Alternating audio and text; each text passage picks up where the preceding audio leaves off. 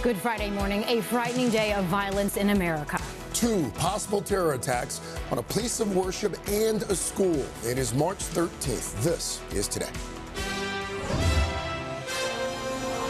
Chaos in Michigan. An armed suspect ramming a vehicle through the doors of a synagogue near Detroit. That driver, killed in a confrontation with security guards, and the FBI is now on the case. We are leading the investigation right now as a targeted act of violence against the Jewish community. What we're learning about the suspect's background this morning. Deadly campus attack. The latest on that chilling confrontation at Old Dominion University. 1 person killed, others injured when a gunman opened fire on a classroom. The attacker, now identified as a convicted ISIS supporter. Just ahead, where that investigation stands. And the ROTC students hailed as heroes for preventing an even larger tragedy.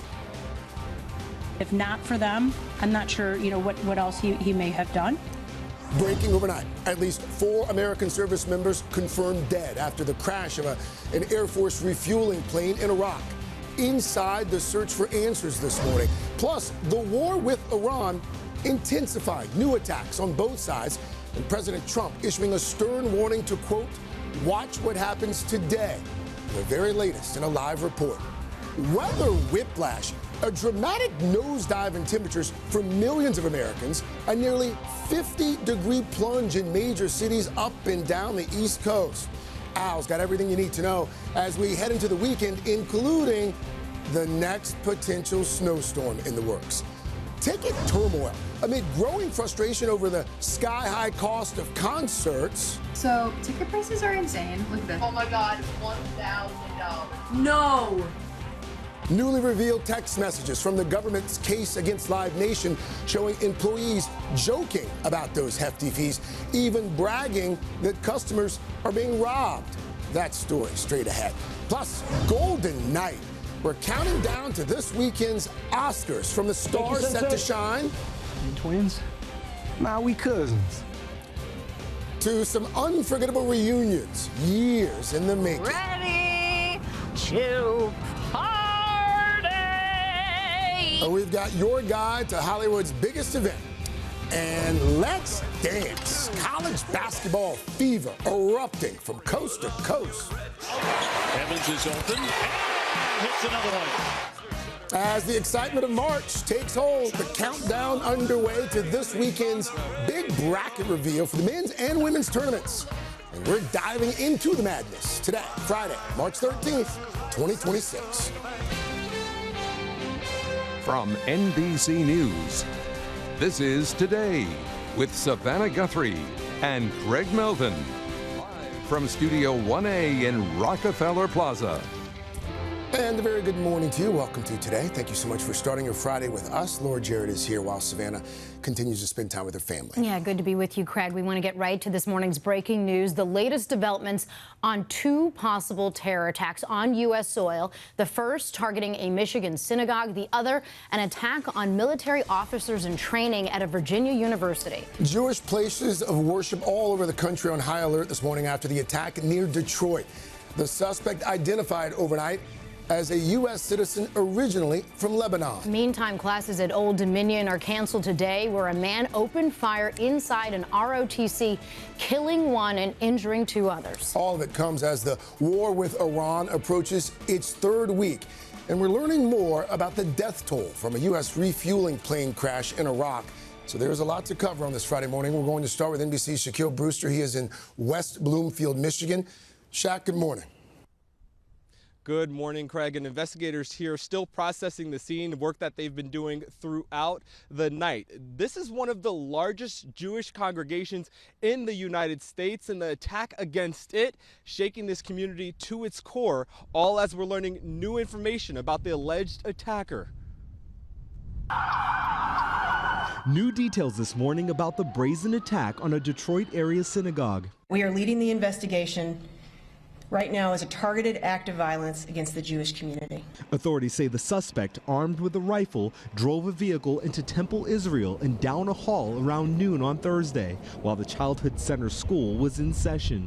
Temple security guards jumped into action, firing on the vehicle. Authorities say the suspect was found dead inside. The security staff did an amazing job, but they stopped the threat. The West Bloomfield Township Synagogue saying all 140 students, along with teachers and staff, were accounted for and safe. One security officer was injured during the attack, and some 30 officers were hospitalized for smoke inhalation after the suspect's car caught fire. President Trump condemning the attack. It's a terrible thing. Overnight, the Department of Homeland Security identifying the alleged attacker as 41-year-old Ayman Mohammed Ghazali. Born in Lebanon, Ghazali came into the United States in 2011 on an immigrant visa as the spouse of an American citizen, becoming a citizen himself in 2016, according to DHS. And this morning, a local Lebanese official telling NBC News that several members of Ghazali's family were killed in an Israeli airstrike in southern Lebanon last week, saying two of his adult brothers were known to be members of the Iranian-backed militant group Hezbollah. Many Jewish communities were already on heightened alert after recent attacks. Temple Israel is one of the largest Jewish congregations in the United States.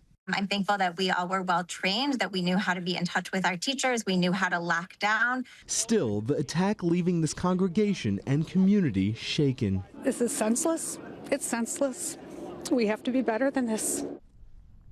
Now, law enforcement says they are ramping up security at all Jewish facilities in the area. That's something that you're hearing from many city leaders as well across the country. The CEO of the Jewish Federation of Detroit telling reporters yesterday that providing security is their single largest expense, saying that on an annual basis it exceeds $1 million. It's an unfortunate reality that likely saved many lives. No question. Thank goodness for the security guard. Secure Brewster there in Michigan. Shaq, thank you. And now to the other disturbing attack also being investigated as a potential act of terror. This one on the Virginia campus of Old Dominion University. The head of the school's ROTC program shot and killed, 2 others injured when a man convicted of supporting ISIS opened fire on a classroom there. NBC's Ryan Nobles has more on the investigation. Ryan, good morning. Laura, good morning. And the alleged shooter in this attack pled guilty to a terror-related charge back in 2016. He was sentenced to 11 years in prison, but was released in 2024. And now investigators this morning are trying to determine if what happened here has any nexus to terror. This morning, another terrifying attack on U.S. soil, as we learn more about those who bravely stepped in to help after a man entered a classroom filled with ROTC students at Old Dominion University, shooting and killing the leader of the class. The FBI director saying the incident is being investigated as an act of terrorism. We have confirmed reports that prior to him conducting this act of terrorism, he shouted, stated Allah Akbar. Reports of an active shooter in the building. Officials say Mohammed Baylor Jalla, a former soldier in the Virginia National Guard, is the suspect in the attack. Jalla was arrested in 2016, accused of giving material support to the terror group ISIS. He eventually pled guilty to a terrorism-related charge and was sentenced to 11 years in prison, with 5 years of supervised release. Jalla died during yesterday's attack, and officials say the students in the room quickly intervened as the attack was unfolding. There were students that were in that room that subdued him and rendered him no longer alive. Jermaine Bego's son was in the room. My son is he was very distraught and nervous. You can hear it in his voice, but he wanted to let me and his mother know that he was okay. Virginia's governor said Lieutenant Colonel Brandon Shaw was killed in the attack. Shaw was a graduate of Old Dominion and had been deployed several times. A community now in mourning, but also thankful for the courage of the ROTC members in the room. If not for them, I'm not sure, what else he may have done. Now, in addition to Shaw's death, 2 others were injured in the attack. They are still hospitalized. And when the alleged suspect was sentenced, he told the judge at the time that he had made a mistake. He said, "This crime is not who I am, it's not who I plan to be, and it's not who I've ever been." Laura? Ryan Nobles, thank you. We turn now to the war with Iran. U.S. officials revealing overnight that at least 4 Americans were killed when an Air Force refueling plane assisting the military's operations crashed in western Iraq. Meanwhile, Iran's new supreme leader is breaking his silence and also drawing a fierce response from President Trump. We have two reports. We'll start with NBC's chief foreign correspondent, Richard Engel. Richard, good morning. Good morning, Craig. The attacks from Iran keep coming. I am here in a village in Israel that was hit by an Iranian missile overnight. And now we have the third deadly incident involving U.S. troops. They've been attacked on a base in the Gulf, killed in friendly fire, and now this plane crash. This morning, after an American KC-135 refueling plane crashed over Iraq, at least 4 crew members are dead. As we saw yesterday with the tragic crash of our KC-135 tanker, bad things can happen. American heroes, all of them. U.S. Central Command says 2 aircraft were involved. One landed safely. The other aircraft, the size of a passenger plane and full of jet fuel, and its crew went down. CENTCOM says it was not the result of hostile or friendly fire. We're still treating this as an active rescue and recovery operation. And new images this morning from Israel's public broadcaster show the surviving aircraft at an airport in Israel with damage to the tail. All as Iran continues to fire at Gulf nations, targeting oil facilities, U.S. and allied bases, and city centers. An Iranian drone nearly hitting the world's tallest building in Dubai. Iran is also increasingly focused on attacking ships in and around the Strait of Hormuz. The Trump administration saying the U.S. may have to escort tankers, which ties up U.S. military resources and is extraordinarily expensive. We would do it if we needed to. So far, one person is benefiting from this war, Vladimir Putin. President Trump temporarily lifted sanctions on Russian oil imposed to punish Putin for his invasion of Ukraine. And some Chinese ships continue to pass through the Strait of Hormuz without threat. As U.S. and Israeli jets attack Iran around the clock, President Trump posting, "We have unparalleled firepower, unlimited ammunition, and plenty of time. Watch what happens to these deranged scumbags today." As thousands rallied in Tehran, responding to a call from Iran's new supreme leader, who has yet to be seen or heard from directly, and who one Iranian diplomat has said was injured. And here in Israel, analysts and politicians are increasingly saying that this war might not result in full regime change in Iran. Craig? Our chief foreign correspondent, Richard Engel, for us. Richard, thank you. Here at home, the political and economic fallout from the war now entering its third week, and it's growing. NBC's Kristen Welker, moderator of Meet the Press, joins us now with that part of the story. Kristen, gas prices up 3 cents overnight, now $3.63 a gallon. That continues to be the biggest part of the story for the average American. How concerned is this White House that gas prices are going to just continue to climb? Craig, there is deep concern inside the administration and Republican circles that gas prices are increasing. Take a look at this chart. It shows just how sharply they've spiked since the war began. Look, there is an urgent effort to try to bring down gas prices. This week, the administration, a number of international partners announcing they'd release hundreds of millions of barrels from strategic oil reserves. One administration official characterizing this as a work in progress, effectively, Craig. Still, the president is striking a different tone publicly, posting yesterday, quote, "When oil prices go up, we make a lot of money." He's basically trying to argue the short-term pain of higher prices will be worth the long-term gains from the overall war. But Craig, remember, the economy, the cost of living remains the #1 issue for voters. Our recent NBC News poll, in fact, found that 62% of registered voters disapprove of President Trump's handling of inflation and the cost of living. Gas prices are central to all of this. And the challenge is it often takes longer to bring them down than to see gas prices go up. And for Republicans, this issue is critical to their fight to try to hold on to the House and Senate in the midterms, Craig and Laura. Well, Kristen, speaking of the midterms, I wonder what you think of some of the messaging we've heard from the president. When this war first started, we were told, look, this could take a while. Some sacrifices may need to be made. Then last night, the president says, we've already won the war. Laura, you're absolutely right. President Trump has been offering a range of different messages when it comes to the war in Iran, on gas prices, as we just discussed, and on his overall goals for the war itself. Earlier this week saying the war is already won and that he can end it whenever he wants, but also saying the U.S. still needs to finish the job, adding, quote, "We don't want to leave early." The president's also given a range of different reasons for what the ultimate goal is. So in talking to Democrats and even some Republicans, they say, look, bottom line, the president needs to do a better job of explaining the military objectives to Congress, but also to the American people. And adding to these attacks, the recent attacks that we've seen here in the U.S. that Shaq was talking about, while there's not a direct link to Iran, it adds to people's questions about how Iran is impacting them. Republican strategists tell me if this isn't wrapped up in the next few weeks, Republican support for the war effort could really start to fray. Laura and Craig. All right. Kristen Welker for us this morning. Kristen, thank you. And, of course, Kristen will have the very latest on the war and its fallout. If it's Sunday, it's Meet the Press. We do have much more to cover this morning, including the excitement for college basketball now sweeping the country. It's March Madness time with the men and women's brackets set to be revealed on Sunday.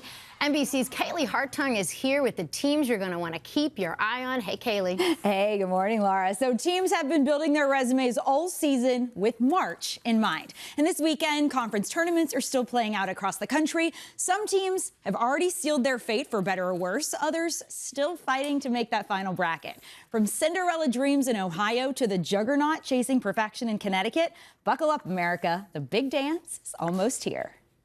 It's the most chaotic, electric, and bracket-busting time of the year.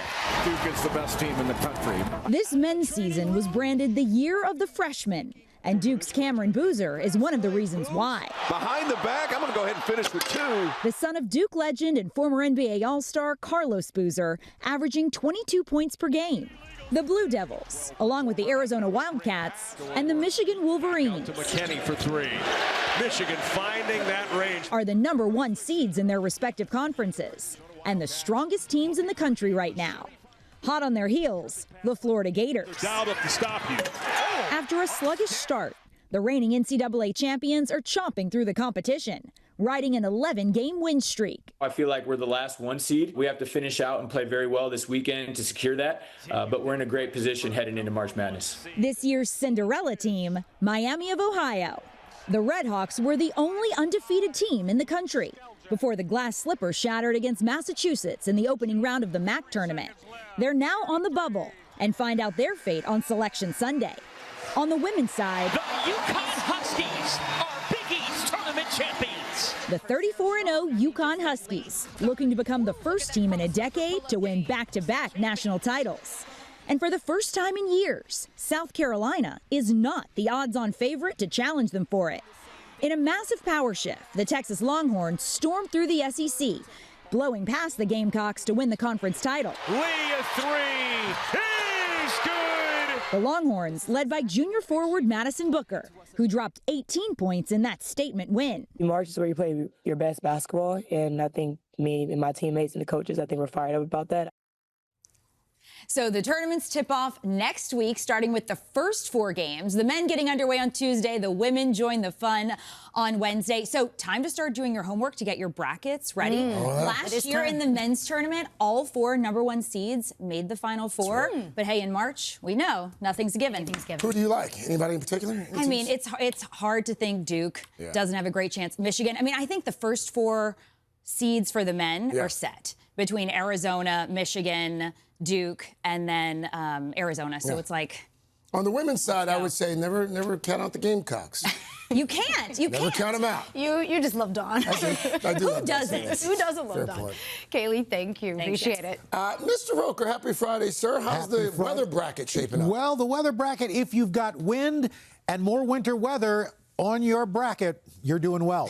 69 million people, almost from coast to coast, looking at wind watches, wind advisories, and high wind warnings. Those wind gusts, Minneapolis 54 today, Columbus 51, Roanoke 36, so it could be some airport delays. Plus, we've got this system that's coming across the Great Lakes. It's going to be firing up 20 million people under winter weather storm watches. We've got winter storm warnings, even some blizzard warnings as this system moves across the Great Lakes. There's some slick roads and highways ways out there. The winds are going to be gusting as well. Cold winds for much of New England as this system races off the coast tomorrow. Look at this, anywhere from 6 to 8 inches of snow from the plains all the way through the UP of Michigan, interior sections of New York State, right on into New England. And temperature-wise, we've got temperatures way up into the 80s and 90s. From San Luis Obispo to San Diego, anywhere from 10 to 20 degrees above average. We're going to get to your local forecast coming up in the next 30 seconds.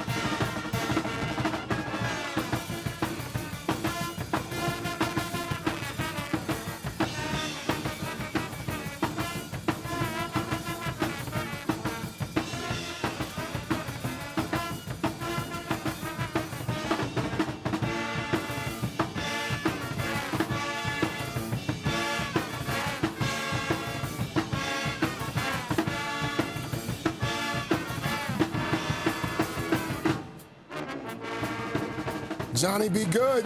There he is. That's Johnny right there. We're back 7:30. Carson Daly, there's a red storm on the plaza. Uncle Al hasn't warned us about that one yet, but we see it right there. And St. John's Pep Dance, the whole Spirit squad have taken over our plaza again, especially after that big quarterfinal win for their school at the Big East Men's Tournament. Johnny Thunderbird out there. They are the defending champions. That's right. They have the Big East Player of the Year in Zubi Ejiofor, and they're looking good this year also. So to watch. Nice. Glad to have them here. We'll be hearing nice. a lot more from them too coming up. Meanwhile, we do have a busy half hour ahead on this Friday morning. We're going to start with more trouble. More trouble this morning for Ticketmaster's parent company, Live Nation. Yeah, shocking new messages revealing employees boasting and joking about just how much people paid in event fees. NBC's business correspondent Brian Chung has all the details. Hey, Brian. Good morning. These messages were just made public as part of the Justice Department's antitrust trial against the company, which was settled this week. Now, Live Nation says they're nothing more than off-the-cuff banter between friends who are not company executives. But for fans who have been frustrated for years by high ticket costs, it speaks to what many feared was happening behind the scenes. Concert goers have been singing their frustrations for a while. Oh my God, $1,000. Sky-high ticket prices. So ticket prices are insane. With hefty fees tacked on. Look at the service fee per ticket. And this morning, newly unsealed internal messages showed two ticketing employees at Live Nation, the parent company of Ticketmaster, joking about trying to gouge fans with $200 VIP upgrades and parking fees topping out at $250. At times, bragging they were, quote, robbing them blind. In another exchange, one employee writes, "These people are so stupid. I almost feel bad taking advantage of them," then laughing. According to court documents, both still work for the company. If you're someone that likes live music, you should be infuriated that the people that work at Live Nation think this of you. The messages, all written between 2021 and 2023, had been part of the Justice Department's antitrust trial against Live Nation. The two sides reached a tentative settlement agreement this week.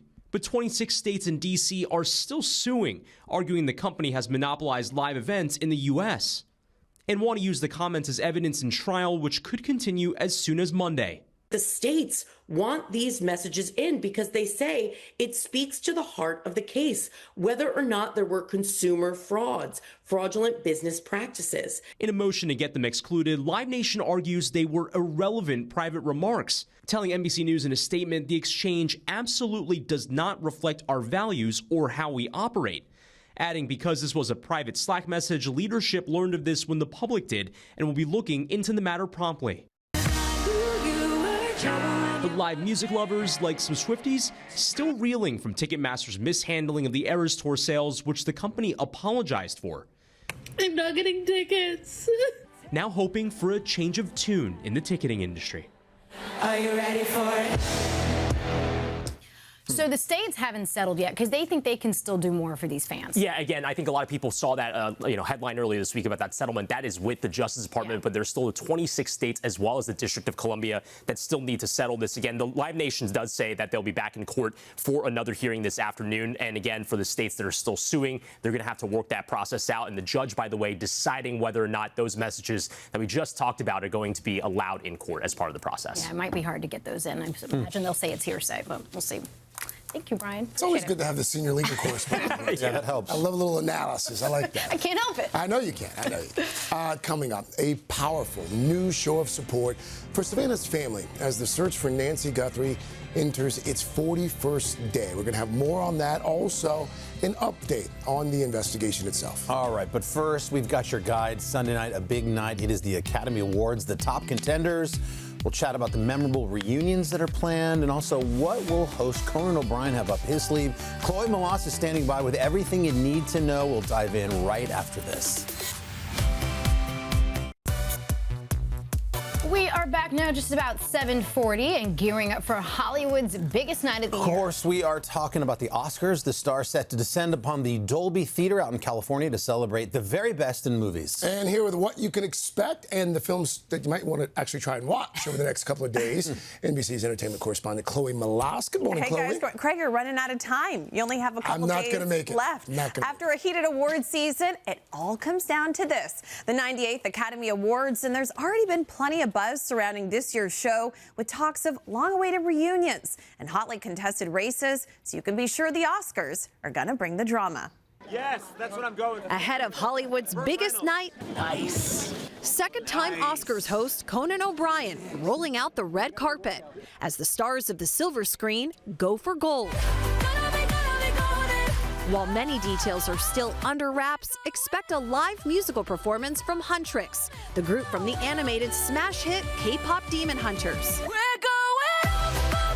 And for a comedic punch, I'm ready to party. The cast of Bridesmaids, including Oscar nominee Rose Byrne, is set to join the party for a reunion 15 years in the making. It comes as the Oscars race is neck and neck. These ain't hate. They're vampires. Vampire thriller Sinners enters the night with a record-breaking 16 nominations, including Best Picture. This is a declaration of war. But it will have to battle it out with one battle after another, which has taken home most of the Best Picture prizes this year. Thank you, Sensei.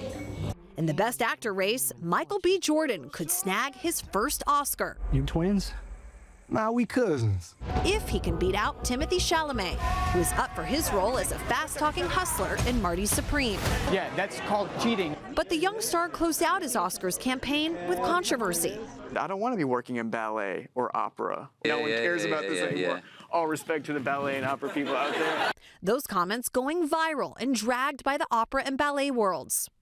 What do you wish to do, Hamlet?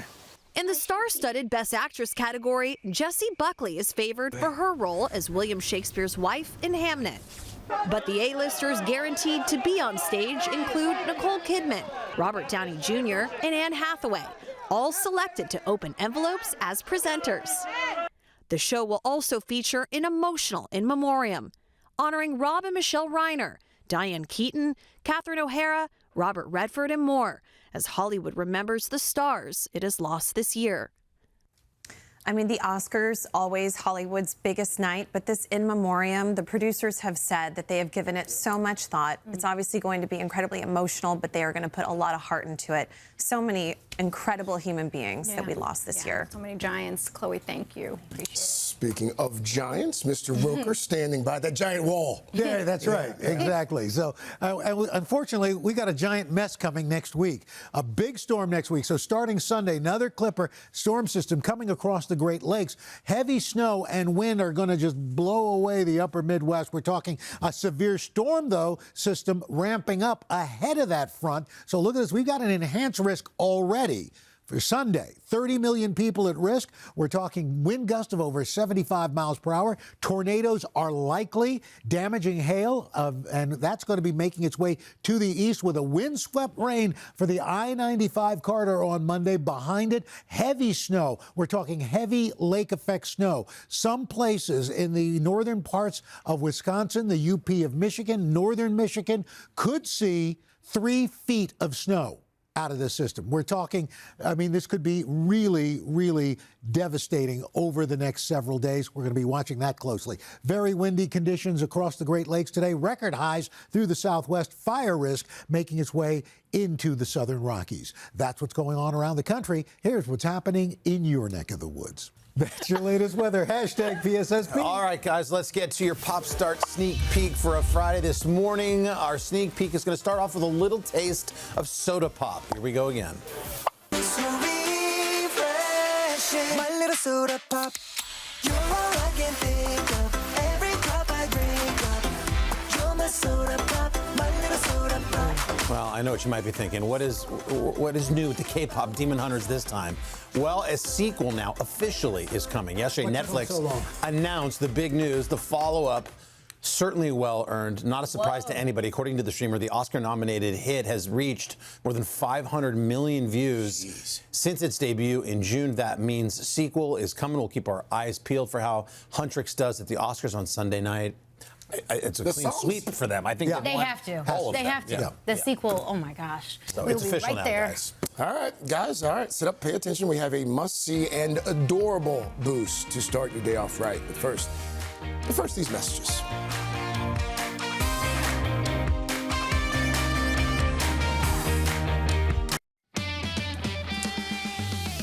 We are back now with your boost, and Craig, you got it this morning. No JBH on Friday, so you're stuck with me. Buckle up. We've got a pretty great baby boost for you right now. Let me introduce you to 6-month-old Navy, who's having the best time with mom and big sister as she practices how to sit up all by herself. She is so cute. Oh. Oh, there she goes. Oh, when she falls, you might want to keep it because it's so cute. Oh, face boom. Where the head goes, the body will follow. Boom, boom. That was me this morning. It's the face plant. I was going to say, that's Craig Friday in a few night, hours. Saturday night. Yeah. And I'm down. Hey, up there. I got it. I got it. Oh, what a smile. I got it. But I look got how it. I happy got it. she is. What an adorable baby. She's so Navy. yummy. How about the rolls? So Yes. yummy. Oh, love I miss it. the rolls. Don't you miss me the too. rolls? I do. Time? Michelin, baby. I do. I miss dinner rolls. I miss all the rolls. Coming up, guys, who's ready for more Miranda Burns? We've got the newest Devil Wears Prada 2 trailer and a whole lot more we're working on in Pop Start. Might even throw in a little Harry Styles news. Maybe some MJ news, some like Michael Jackson. Quick first check of your look. It's 8 o'clock on today. Coming up, violent attacks. New details after an armed suspect rammed a vehicle through the doors of a synagogue near Detroit.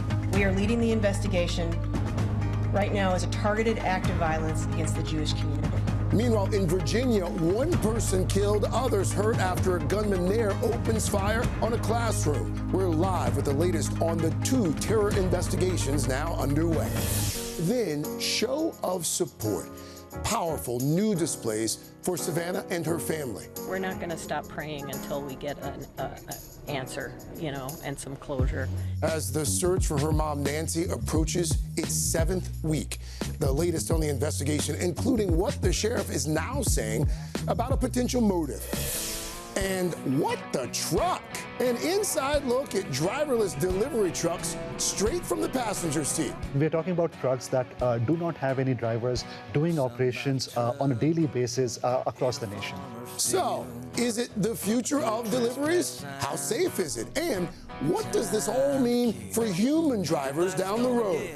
Our exclusive first look. All that, plus Kristen Chenoweth live in Studio 1A. I was born for the spotlight. Harry Styles rules the world.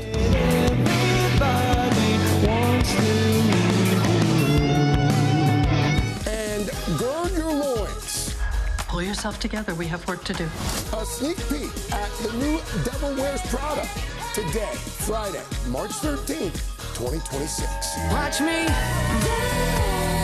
From Omaha, Nebraska. Celebrating my 70th.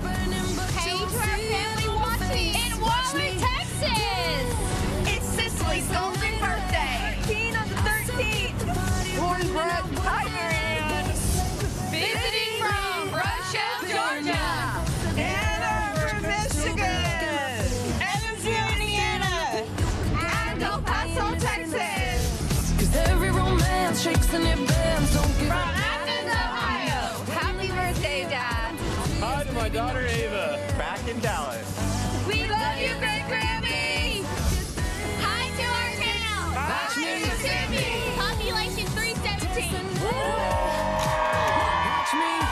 Congratulations, 317. We see you, Mississippi.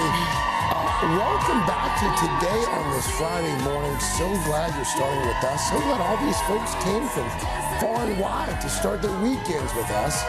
Also, so glad to have Laura Jarrett here with us on a Friday as Savannah continues to spend time with her family. We got a big week next week. We sure do. Looking ahead here, the stars are going to be out as usual all next week on Today. We got Chris Pratt, Ryan Gosling, Anya Taylor-Joy, just some of the big names who are going to be stopping by here live. All right now, though, let's get to your news at 8. We're going to begin with that breaking news. 2 possible terror attacks on U.S. soil.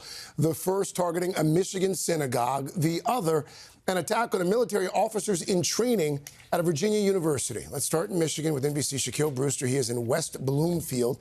Shaquille, good morning. Good morning, and you see investigators behind me. They were working into the night to process this scene as the FBI investigates this as a targeted attack against the Jewish community. Now, police say this started yesterday afternoon when as about 140 students were inside, a man rammed into the synagogue and even drove down the hallway before being confronted by armed security from the synagogue. Now, overnight, DHS identifying the alleged attacker as 41-year-old Ayman Mohammed Ghazali, saying he was a naturalized U.S. citizen from Lebanon, who police say died in the attack. Now, investigators have not publicly identified a motive, but say there are many questions that they have, including how the vehicle ignited. It was a fire that ultimately resulted in some 30 members of law enforcement being sent to the hospital with smoke inhalation. Again, they have not identified any motive here, but there's still a lot of investigation that they have yet to be done as this community is completely shaken by this attack. Guys? Shaquille Brewster for us there in Michigan. Shaq, thank you. And turning now to the deadly shooting at Old Dominion University. Officials say the gunman who opened fire inside a classroom there was previously convicted of supporting ISIS. NBC's Ryan Nobles is in Norfolk with the very latest for us. Ryan, good morning again to you. Yeah, Laura, good morning. And officials have not yet settled on a motive in this case, but they are investigating it for having a nexus to terrorism, in part because the alleged shooter pled guilty to a terror-related charge back in 2016. He was accused of providing material support, or at least attempting to provide material support, to the terror group ISIS. He was sentenced to 11 years in prison, but was released in 2024. Now, this attack led to the death of Lieutenant Colonel Brandon Shaw. He led the campus's ROTC program. 2 others were injured in the attack. They're still hospitalized.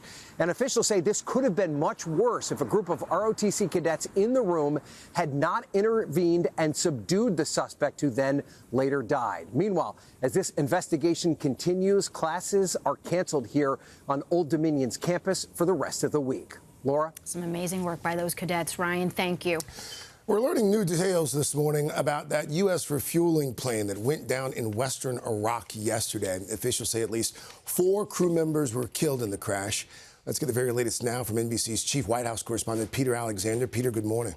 Craig, good morning. U.S. Central Command says at least 4 crew members were killed after a KC-135, a refueling plane, crashed over Iraq. The military says 2 aircraft were involved there. 1 landed safely. The other, the size of a passenger plane and full of jet fuel, went down. In total, 6 people were on board. CENTCOM says it was not the result of hostile or friendly fire. And this morning, the Joint Chiefs Chairman says that rescue efforts are underway for the 2 others if they survive. That crash bringing the U.S. death toll so far in this war to 11. And this morning, Defense Secretary Pete Hegseth shared the administration's belief about the new Supreme Leader, Mujtaba Khomeini. We know the new so-called not-so-supreme leader is wounded and likely disfigured. He's scared, he's injured, he's on the run, and he lacks legitimacy. It's a mess for them. Iran is increasingly focusing its attacks on ships in and around the Strait of Hormuz, all of it having an impact on gas prices here at home, now averaging $3.63 a gallon. While President Trump just 48 hours ago said the war was won overnight, he just posted, "Watch what happens to these deranged scumbags today." Craig? All right. Our Chief White House correspondent Peter Alexander. Peter, thank you. Now to the latest in the search for Nancy Guthrie. Today marking 41 days since Savannah's mom was abducted from her home. And while there are still so few answers about why and how this happened, so many of you continuing to send your love and your support for Savannah and her family. NBC's Liz Kreutz joins us now with the latest on where things stand, talking to the sheriff once again. Liz, good morning. Hi, Laura. Good morning to you. Sunday will mark 6 weeks since Nancy's disappearance, and we know there are still so many questions about the investigation. I did speak to the sheriff, who told us that he does have a theory about why the suspect did this. He wouldn't say what that was, but he did say with the suspect still on the loose, the public does need to be vigilant. As the search for answers into Nancy Guthrie's disappearance continues, over the last week, so many people still showing up and showing their support for Savannah. I've watched the Today Show for many years, and you become family. We're not going to stop praying until we get an answer, and some closure. Pima County Sheriff Chris Nanos telling us they're still working to identify that masked man at Nancy's home. Do you think that this suspect could strike again, whoever did this? Well, absolutely. Absolutely. I mean, criminal minds are criminal minds. Well, he didn't disclose it. The sheriff says investigators do have a theory for a motive. We believe we know why he did this, and we believe that it was targeted, but we're not 100% sure of that. And so it'd be silly to tell people, yeah, don't worry about it. You're not his target. No, you could be. He says investigators are still actively working their leads, including that unknown DNA. Is there still hope that this mixed DNA will be able to be identified? Absolutely. That's going to get us to somebody, we hope. Nanos also confirmed investigators have been looking into a potential internet issue or other electrical disruption the night of the abduction. There was a timeline when things went offline. So we're looking into that. Why did that occur? We checked with our power companies. We checked with others in the neighborhood. And that's beyond just the fact that the suspect took the camera off. Correct. As the investigation goes on, an incredible outpouring of love for the Guthrie family. It says, Nancy, all of us are praying for you to come home now. Tucson artist Donna Prius, who goes by the name Pinky, has been leaving these canvas paintings outside Nancy's home. Something they can save, something that they read, and I think they'll feel it in their heart. I know Savannah will. Now, in addition to the sheriff confirming authorities are looking into whether there was that internet or potential electrical issue the night of Nancy's abduction, he said they don't believe that the damaged utility box near Nancy's home is connected. As for what he told us about knowing why the suspect did this, he says they've had a theory from day one. We did press him, but he just would not say what that is. The FBI, for their part, has not commented on any motive. Laura. Liz, appreciate the update. And as always, if you have any information, it is not too late. It could be helpful. Please call the number on your screen, 1-800-CALL-FBI. The city of Oakland, California, rolling out the red carpet yesterday for their hometown hero, Olympic gold medalist Alyssa Liu. Thousands of people showed up for a big rally outside City Hall there. Liu, of course, capturing 2 gold medals at the Milan Cortina Olympics, one in the women's singles figure skating event, the other in the team event. Oakland's mayor presenting Liu with the key to the city. And as he did that, he praised her determination and her courage. I could not be more proud to represent Oakland out on the big stage at Olympics. And I want to thank y'all for the support and the love. I feel it. Alyssa Liu.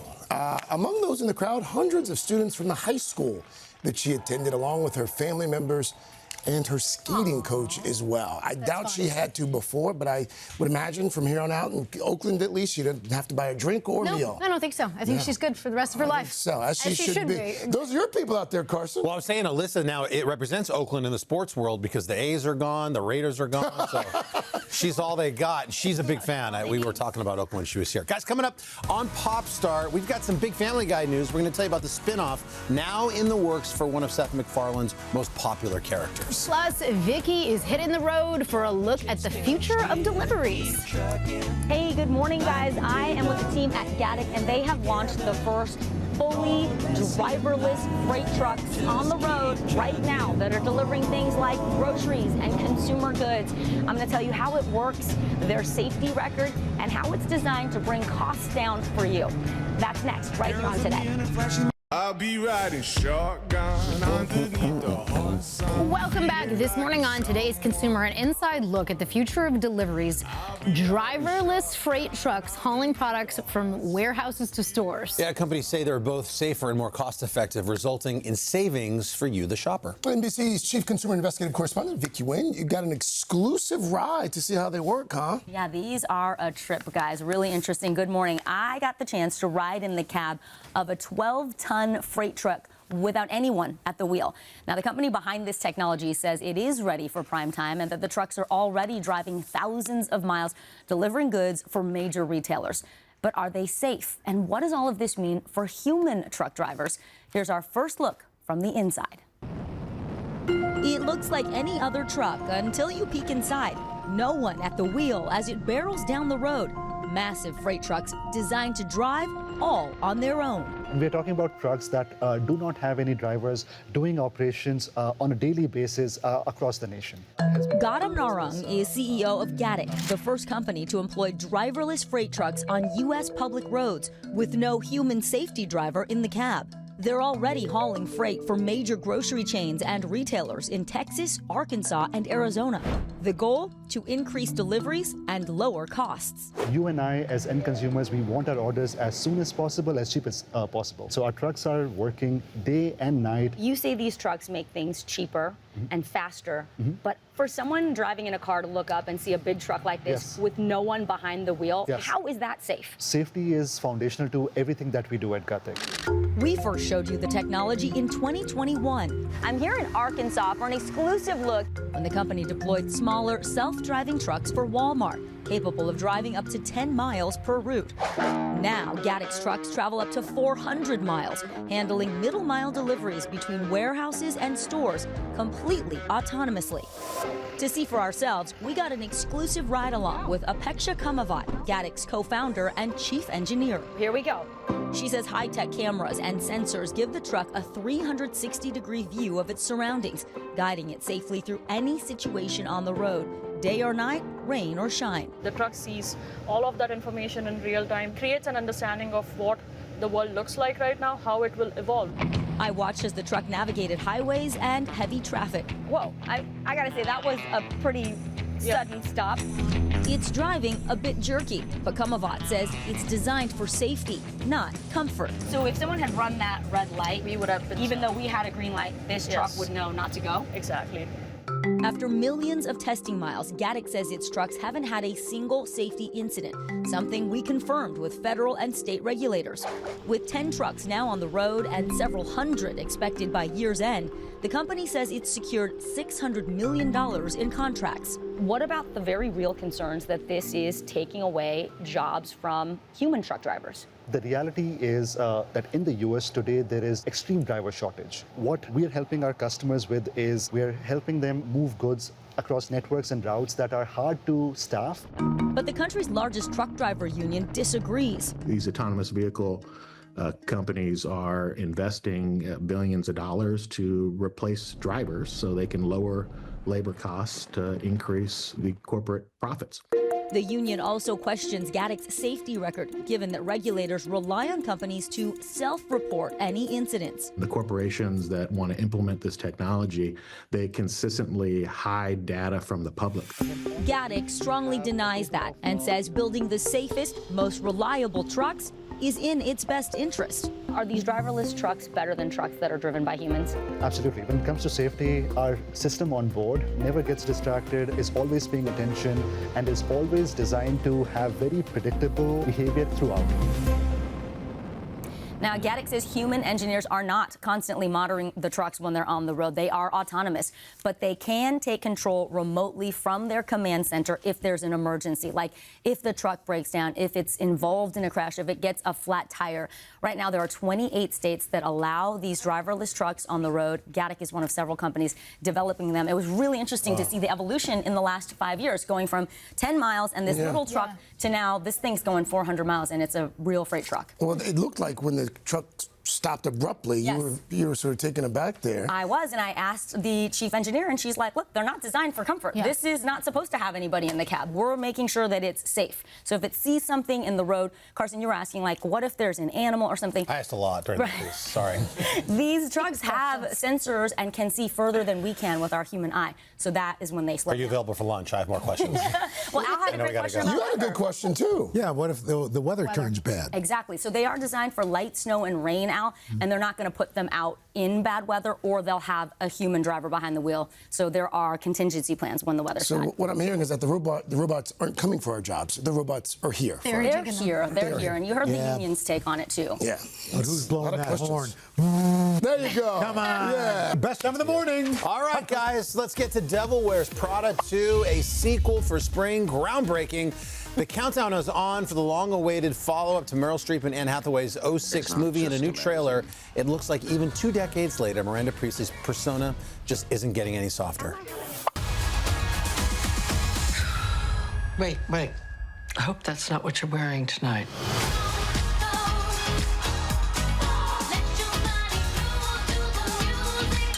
May the bridges I burn light my way. And you were there when these images were taken. And the models were encouraged to mill around like starving goats in the parking lot of a methadone clinic in New Jersey. Well, what am I not allowed to say? Methadone? New Jersey. Anyway, you know what I mean. Oh, she's so good. The Devil Wears Prada 2, finally hitting theaters on May 1st. Next up, we're 5 for 5 on Harry Styles stories this week, so we're going to wrap things up with a strong one. As we've been talking about, he's hosting and performing this weekend here on SNL, and even though Harry's got his own music out, keep your eyes peeled for some 80s hits. He was on the BBC recently, and he performed a Tears for Fears classic that's got the internet very excited.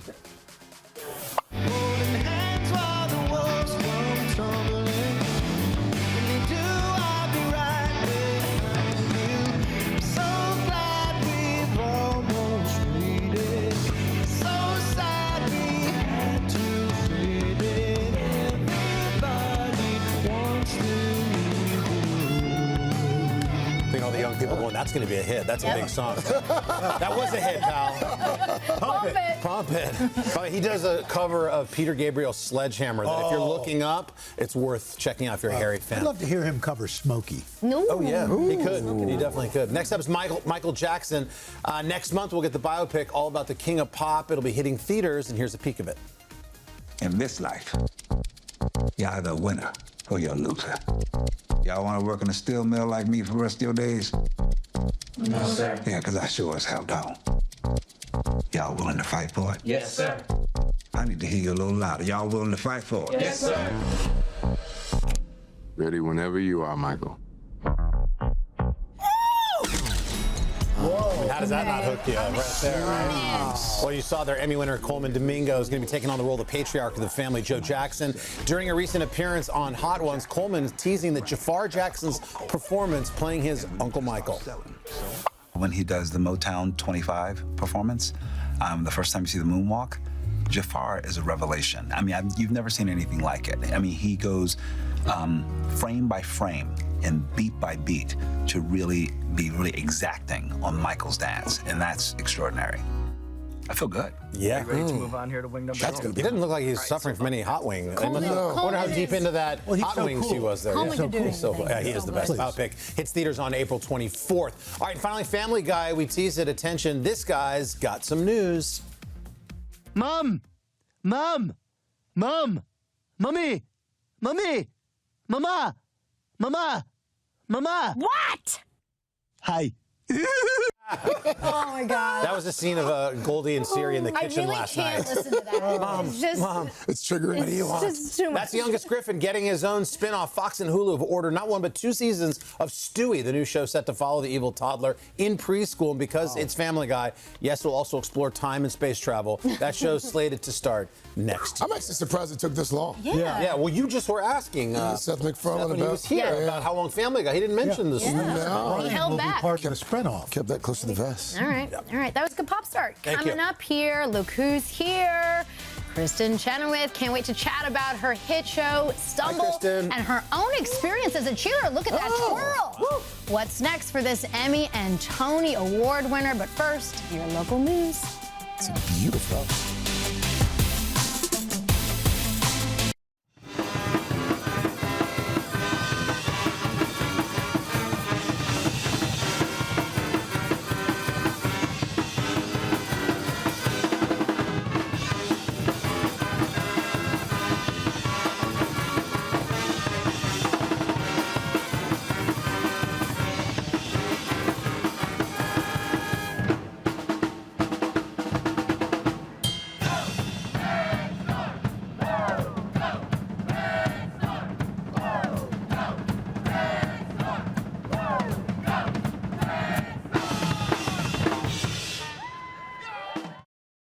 There's nothing that can stop you from becoming popular. La,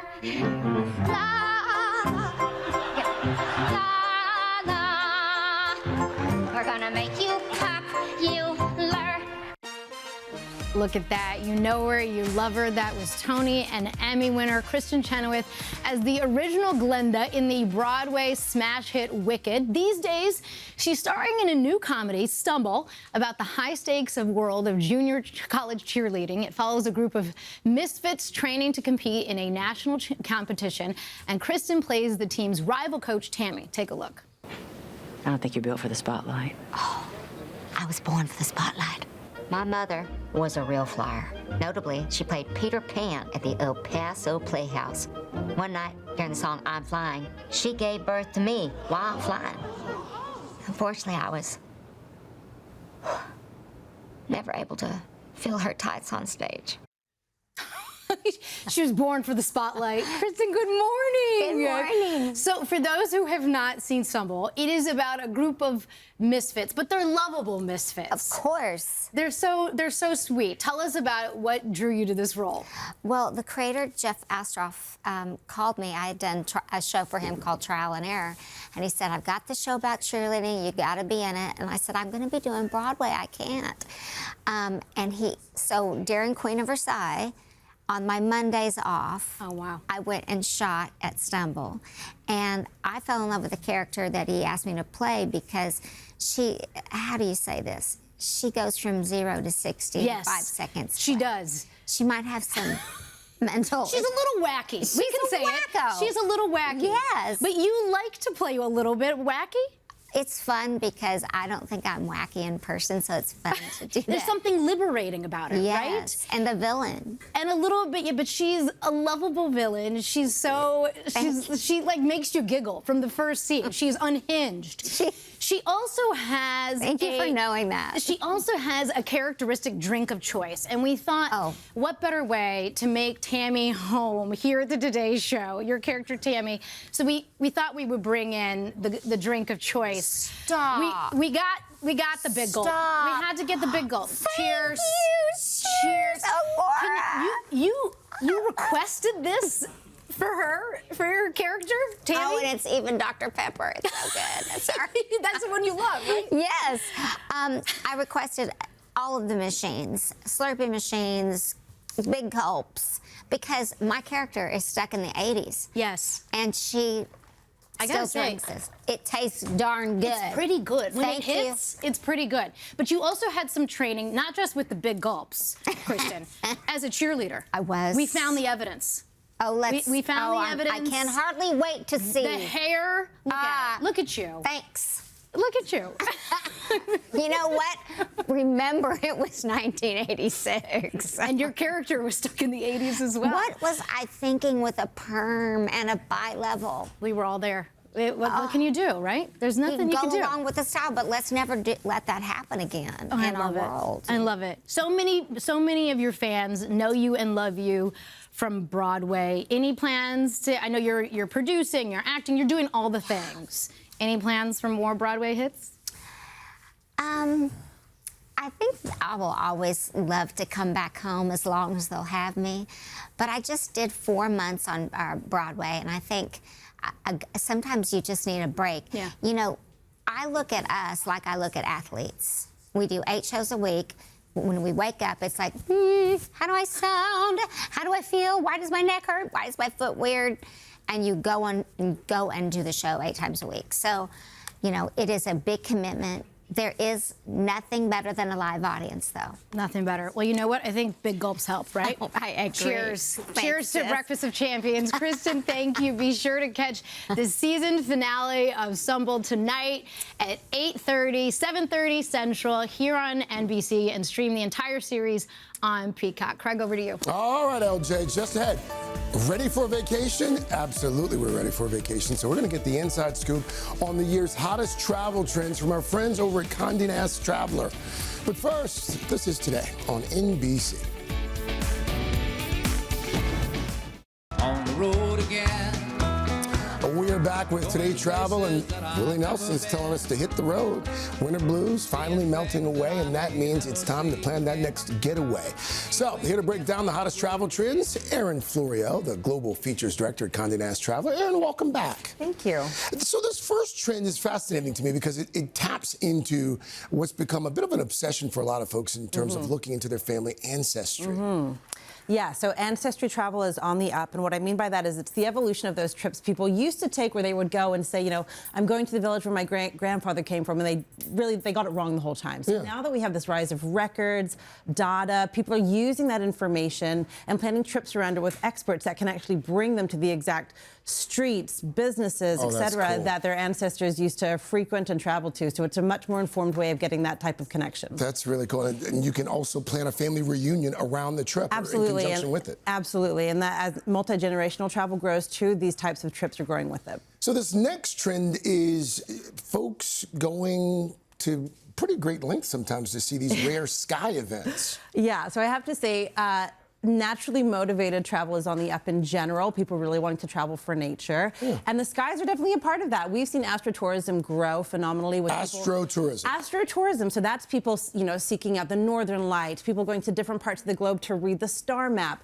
2026 is going to be a huge year for that because we have the big eclipse happening in August. That's right. The path of totality is basically from Siberia down to the Balearic Islands in Spain. Beautiful. So a lot of it happens in water. So the cruising industry is getting into it in a big way. They've positioned a lot of cruises around the world so that you can see that moment of totality. Yeah. You know, big cruise lines like Oceania, Holland America are positioning themselves off the coast of Iceland and Greenland so that people can get like basically a front row seat to all the action. Wellness continues to be a big trend. But now there's travel associated with it? So we have seen a lot of wellness travel actually, but in the recent years it's been put on sort of, you know, the Medi-Spa stuff, high tech, getting hooked up and doing all this sort of personal data. We're going back to basics now, which a wellness trend we call Viking wellness, which is really... Viking wellness. Yeah, I love it. So it's basically, you know, the cold plunges, the hot baths, you know, getting hit with the birch leaves and working on your breath work. And this is really taking off around the world. Excuse me. There's a phenomenal property in Iceland called Depler Farms, which is getting into it in a big way. That's actually a Colorado-owned hotel. So a lot of the Colorado properties and around the U.S. too are doing this in a bigger way. If you want to stay closer to home. This might be my next. This next one might be my favorite. The grandparent getaway, and I guess the idea being everything moves so fast all the time. People want to slow down on vacation. Something slow, something simple. Absolutely. And I kind of love this trend as a millennial parent with small kids and very active parents who actually really want to spend time with my kids. So the idea is the grandparents and the grandkids go away together, and the grandparents are actually teaching the grandkids about the types of hobbies that they're more interested in, which by design is sort of screen-free and slower. So they're doing things like knitting, they're playing mahjong, and you know the travel space is rising to meet this demand. You can go to these phenomenal properties like the Komodo, for example, in Austria. Oh, this is great video. Yeah, it's amazing. You're really slowing it right down, and you're bonding in a way that, you know, it's just priceless. Embroidery and mahjong. Embroidery, mahjong, knitting. I love that. Yeah. Erin, thank you. Yes. Thank you. On the travel trends there. Mr. Rocha, what you working on over there? Well, I'm not working. I got Elizabeth High School to do a little working because we're going to be putting in some fried chicken and oil that's hotter than the hinges of hell. Yeah, baby. Her kicking fried chicken. But first, this is Today on NBC. Yeah. We are back with Today Food, and look who we have all the way from Mississippi, our good buddy, Elizabeth Heiskell. She is adored. We love her here because of her easy, delicious, and approachable recipes, and she is so uptight, but I'm hoping she's going to come out of her shell. Listen her up. Elizabeth's Kickin' Fried Chicken. It is from our Today Loves Food cookbook. If you don't have your copy yet, make sure you scan the QR code below. Elizabeth, good morning. I mean, honey, look at this. You know what? What? It's fried chicken season. That's right. No, it is. I mean, it's picnics. We're talking about a potluck. If you've got a brunch, Easter. The answer to every question from now until fall is fried chicken. Well, it is Doesn't matter what it is. Friday. It's Friday, and we are frying. All right. We're going to bring the people what they want. Now, you want to season the flour, This right? is the most important step, okay? Now, the thing about it, that is like that's seasoned salt. We've got a little bit of, just like a Cajun seasoning. Okay. And then this is your Greek seasoning. Greek seasoning, which also is in the cookbook. Today Loves Food. Okay, now watch. Okay. This is the most important part. Okay. Now, look what I'm doing. We're going to have to taste it. Okay. That's not ready. Not ready. It's not ready. More. No. Needs more.